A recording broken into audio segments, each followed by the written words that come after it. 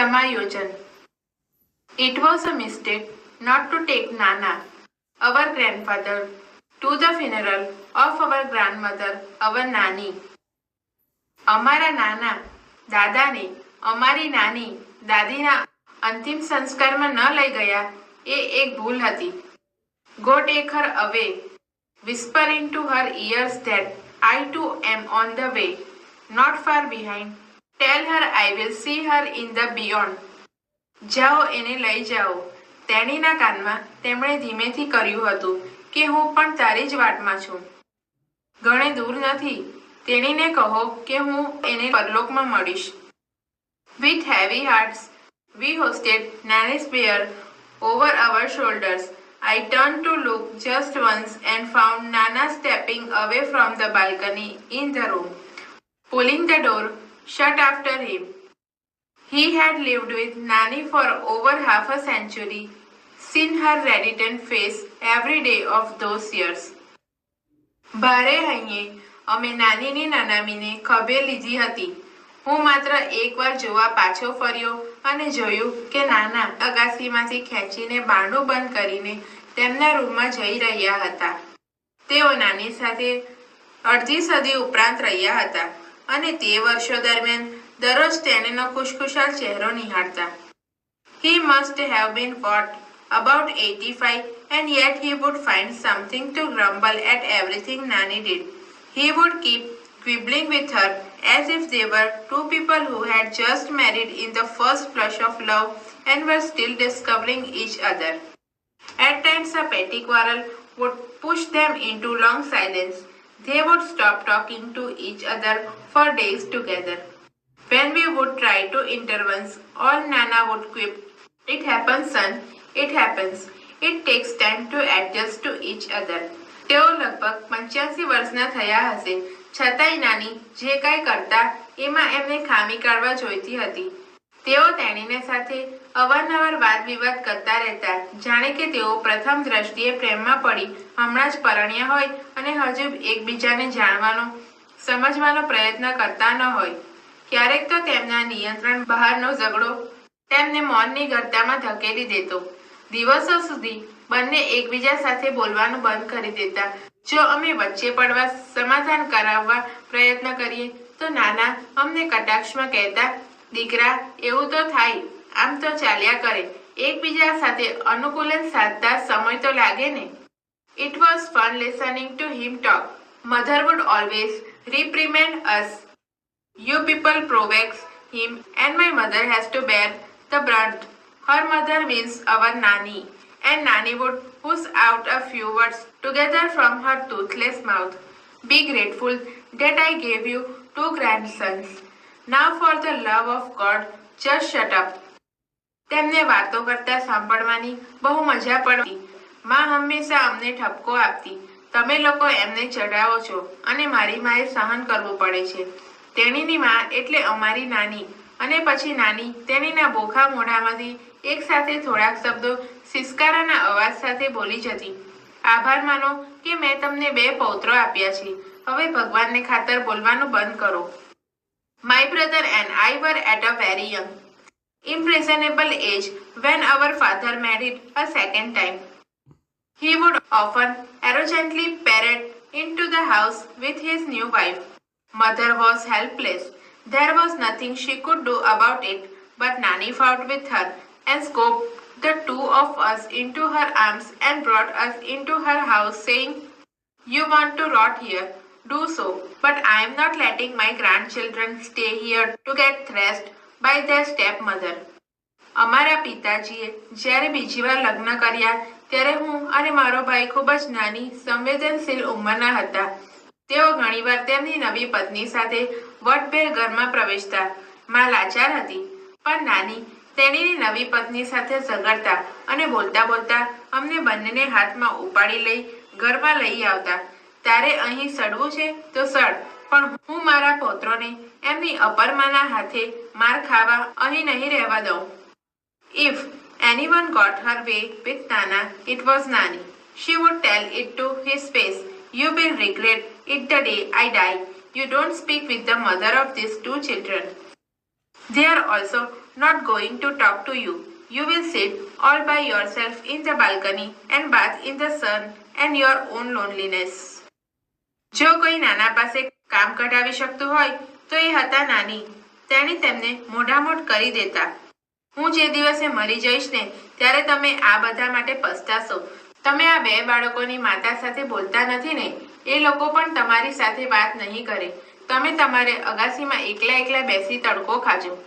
નાના would say barely audibly, I am older than you. You just wait and watch who's going to go first. You or I?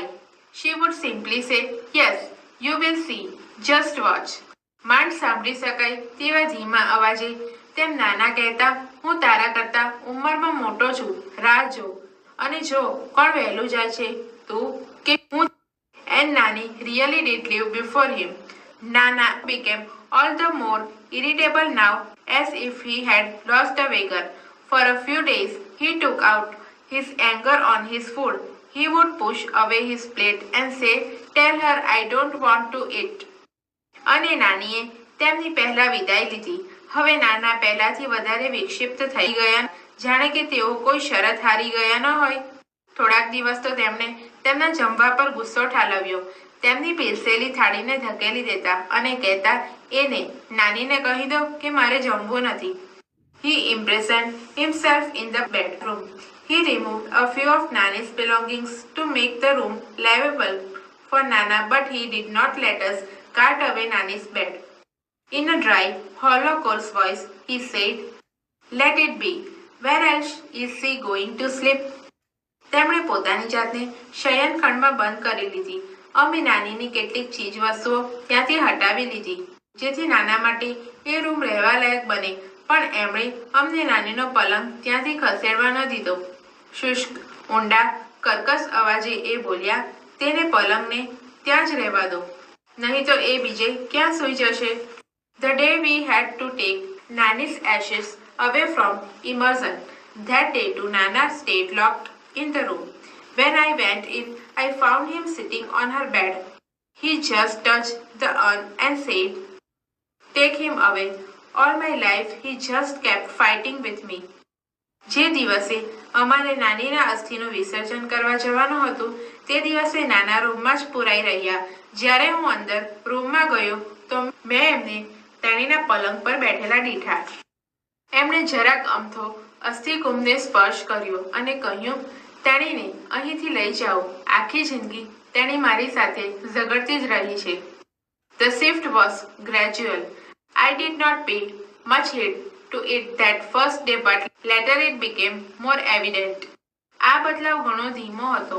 મેં પહેલે દિવસે તો એ તરફ ધ્યાન ન આપ્યું, પણ પછીથી એ વધારે સ્પષ્ટ બન્યું. Another day, I caught him taking Nani's cough syrup. He was measuring it by the capful exactly the way Nani used to. I asked him, what's that you are doing? ફરી એક દિવસે મેં એમને નાનીનો કફ સિરપ લેતા પકડી પાડ્યા. જેમ નાની લેતા એ રીતે એ જ પ્રમાણમાં તે ઢાંકણામાં કાઢી રહ્યા હતા. મેં એમને પૂછ્યું, તમે આ શું કરી રહ્યા છો? What am I supposed to do then? This damn cough just doesn't let up. Exactly the same turn of phrase that Nani would have used. તો પછી મારે બીજું શું કરવું? આ હલકટ ખાંસી જરાય હેઠી જ નથી બેસતી. આ બરાબર એ જ શબ્દો હતા જે નાનીએ વાપર્યા હોત. He pushed through me and said, when this bottle gets over, get me a new one. તે અટક્યા. મારી સામે એક નજર નાખી અને બોલ્યા, આ બોટલ પૂરી થાય કે મને નવી લાવી આપજે. I was little taken aback. I had never heard him coughing, but this was nothing compared to the shock he gave me a few days later. હું તો ઘડીક ચોંકી ગયો. મેં એમને ક્યારેય ખાંસી ખાતા સાંભળ્યા ન હોતા, પણ થોડાક દિવસો બાદ એમણે મને જે આઘાત આપ્યો એની સરખામણીમાં આ આઘાત કાંઈ જ ન હતો. I told him, Nana, let's go to a salon. You need a haircut. I insisted. If you don't want to go, then I will call a barber home. મેં એમને કહ્યું, નાના, ચાલો આપણે હજામની દુકાને જઈએ. તમારા વાળ કપાવાના થયા છે. મેં આગ્રહ રાખ્યો, જો તમે જવા ન માંગતા હો તો હું હજામને ઘરે બોલાવી લાવું. He did not even bother to look at me this time. He began to shake his head. No, no, he will kill me. He does not like my hair cut short. He will never approve. આ વખતે તેમણે મારી સામે જોવાની પણ પરવા ન તેમણે નકારમાં માથું ધુણાવવા માંડ્યું. ના ના, એ મને મારી નાખશે. તેને મારા વાળ નાના રાખવા ગમતા નથી. એ ક્યારેય એને મંજૂર નથી. His intonation was nasal, exactly like Nani's. It seemed as if it was Nani who was speaking. I moved back, a little worried. બરાબર નાનીની જેમ તેમના શબ્દો નાકમાંથી બોલાતા હતા. એવું લાગતું હતું કે જાણે નાની બોલી રહ્યા છે. હું થોડોક ચિંતિત થઈ થોડુંક પાછું હટી ગયો. I had a friend, Dr. K.D. Kamble, a psychiatrist. I called him over. માટે એક મિત્ર ડોક્ટર કેડી કામ્બલે મનોચિકિત્સક હતા. મેં એમને ઘરે બોલાવ્યા. He talked to Nana at length for hours. Most of the time, Nana kept quiet. He did not answer most of Dr. Kamble's queries. એમણે કલાકો સુધી નાના સાથે વિગતે વાતો કરી. મોટાભાગનો સમય નાના ચૂપ રહ્યા. તેમણે ડોક્ટર કામ્બલેની મોટાભાગની પૃચ્છાના જવાબ આપ્યા નહીં. But when he did, he spoke like Nana normally did, in his own voice. Something has become evident to one of the numerous questions is that Dr. Kamble asked him. He said, "This only she can answer. I will ask her when she comes." પરંતુ એમણે જ્યારે પણ જવાબ આપ્યા તેઓ જે સામાન્ય રીતે નાના બોલતા હતા તે રીતે તેમના પોતાના મૌલિક અવાજમાં જ જવાબ આપ્યા. બીજું કાંઈ પણ સ્પષ્ટ થયું. ડોક્ટર કામ્બલેએ પૂછેલા એમાંના એક પ્રશ્નના પ્રત્યુત્તરમાં એમ કહ્યું, આનો જવાબ તો માત્ર તેણી નાની જ આપી શકી. તે જ્યારે આવશે ત્યારે હું એને પૂછી લઈશ. Doctor Kamble shoot back. Where has she gone? Doctor કામ્બલેએ તરત જ પૂછી નાખ્યું, તેણે ક્યાં ગઈ છે? The ends of his lips curled up a little in a smile. Oh, she doesn't really ever tell me about whereabouts. મૃદુ હાસ્યની મુદ્રામાં તેમના હોઠના ખૂણા જરાક મરડાયા. અરે, તેણી ખરેખર ક્યારેય મને તેણીના ઠેકાણા કહેતી નથી. When Nana left, Dr. Kamble said he does not perceive your Nani as dead. He has begun to live a double life. In fact, there is more of her and less of him. જ્યારે નાના ગયા ત્યારે doctor કામ્બલેએ કહ્યું, એ તમારી નાનીને મૃત સમજતા નથી. એમણે બેવડું જીવન જીવવાનું શરૂ કરી દીધું છે. હકીકતમાં તે બેવડું જીવન તેણીનું વધારે અને પોતાનું જીવન ઓછું જીવે છે. He has begun to think of himself as Nani. Whatever happens, he happens to her. She is the one who needs to be fed. એ એમની જાતને નાની તરીકે માનવા લાગ્યા છે. જે કાંઈ પણ થાય ઘટે એ તેણીને થાય છે. તેણીને માટે જમવું પડે છે. She is the one who feels thirsty. She is the one who feels the pain. And it is she who takes the medicines. He only swallows the pills on her behalf. તેણીને તરસ લાગે છે, તેણીને દુઃખ દર્દ થાય છે અને દવાઓ તે નાના લે છે. તેઓ તેણીના વતીથી ગોળીઓ ગળે છે. I drove the good doctor back to his home. He said that Nana was suffering from a sort of dissociative personality disorder. હું ભલા ડોક્ટરને તેમના ઘરે હંકારી ગયો. તેમણે કહ્યું કે નાના એક પ્રકારના ડિસોસિએટિવ પર્સનાલિટી ડિસઓર્ડરથી પીડાય છે. The condition was little understood, he said, and there was no sure cure for it. He said, we will keep at it, do your best, but at your Nana's age, that kind of recovery is nearly impossible. આ સ્થિતિ સમજવી સહેલી નથી, તેમણે ઉમેર્યું, અને તેનો કોઈ ચોક્કસ ઇલાજ નથી. તેમણે કહ્યું, આપણે યથાસ્થિતિ જાળવી રાખવા શક્ય એટલો શ્રેષ્ઠ પ્રયત્ન કરી છૂટીશું. ક્યારેક અમુક કેસમાં થોડોક સુધારો આવે છે, જ્યારે કેટલાક કેસમાં આપણે કશુંય કર્યા સિવાય બધું સામાન્ય પણ થઈ જતો હોય છે.